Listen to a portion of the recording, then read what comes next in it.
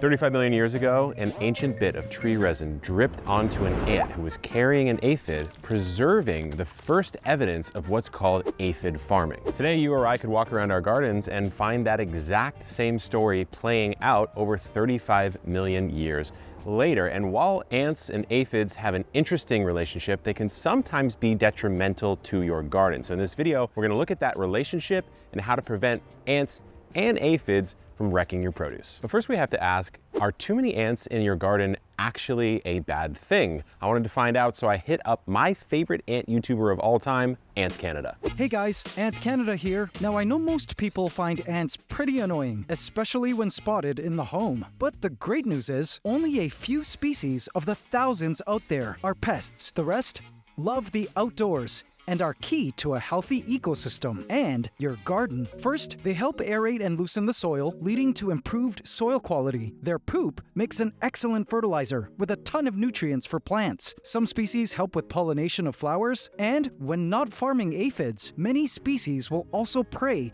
on pest insects like caterpillars. In terms of ants in your house, aphid farming ants, or invasive species like fire ants that sting, it's understandable that you would want to remove them. And I have some eco-friendly solutions to dealing with pest ants on my channel if you're interested. So guys, remember, ants are friends in the garden. Ant love forever. It's Ants Canada signing out. So ants aren't really that bad, but what about aphids? Turns out aphids in small amounts aren't necessarily good, but they're not something you have to worry about too much. They're often a sign of stressed plants or over-fertilized plants, specifically plants that have been given too much nitrogen. And so seeing a ton of aphids on a plant can be an indicator that something in the way you're growing that plant has gone awry. That being said, aphids don't offer a benefit to your plants. It's not good to have them on the plant, but it might be good for some of the other creatures at your garden, like warblers and goldfinches, which are two species of birds that love to munch on aphids, let alone ladybugs, lacewings, parasitic wasps will come through and clean up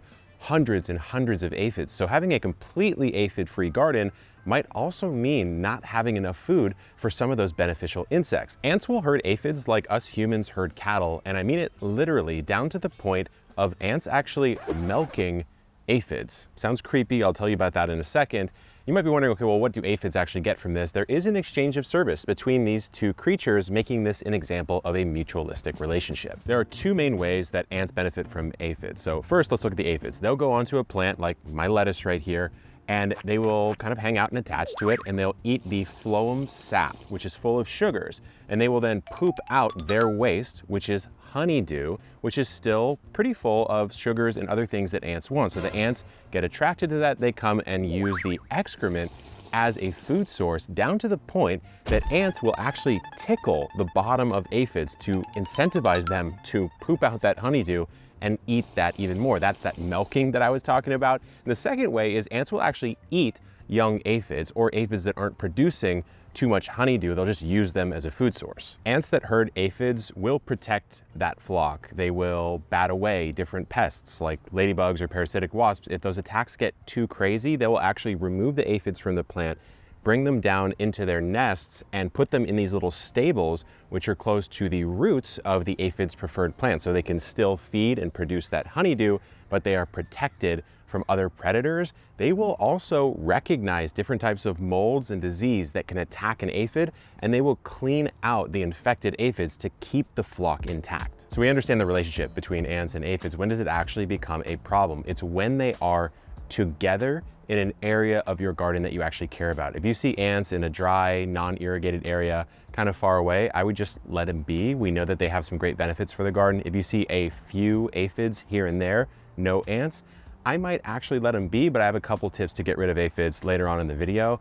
But when you see them together, that is when you have to activate the protocols. If you have a ton of ants in a container that you want to keep the plant alive in, which I assume you do, then the easiest way to get rid of them without having to resort to any sort of chemical treatment is to just water the container multiple times throughout the day and probably for multiple days. Eventually, the ants will not want to be soaked in that much water and they will clear out and find a different spot to go to. The next step up in severity is if you have an anthill outside of a bed, but they're crawling up in and farming the aphids in the bed and keeping those aphids alive, they're eating your plants. So you can get a little more extreme. So take some boiling water, maybe 2 or 3 gallons, and very slowly pour it into the anthill. It works really well for fresh, young anthills because they're not as complex underground. For the bigger anthills, it's not as effective because the water will just cool down before it gets all the way down there and the ants won't really do anything. They'll be perfectly fine. So pour it in really slowly. 20 to 60% of ants will die if you do it this way. However, if you want the gold standard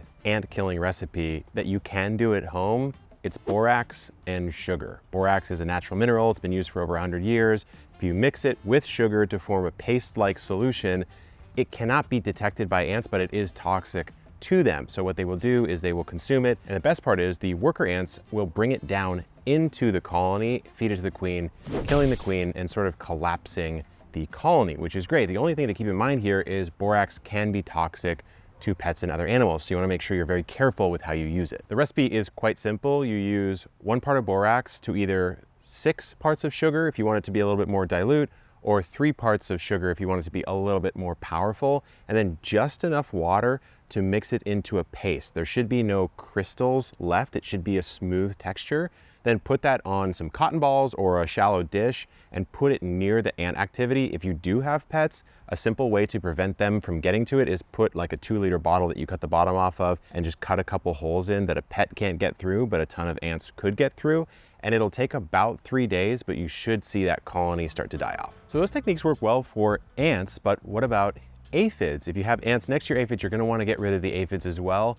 The easiest way to do it, and honestly the most satisfying because aphids can be so destructive to a garden, is to take a hose and just spray the plant down. Probably not with the flat attachment, maybe with something like the full, hitting my eggplant here, I see a couple aphids on that guy, and just blast them off. Sometimes that's enough to kill them, or just get them far enough away that you cut their population down on that particular plant. The most foolproof way is to come through with a glove and just squish all of them. You can do it, it's a little bit gross, but it will work. And then finally, if you really want to have a spray that's non-toxic, but can kill off the aphids, take a couple tablespoons of Castile soap, like Dr. Bronner's, mix it into about a quart of water, shake that up and just spray it all over the affected plant and the aphids should be gone in no time.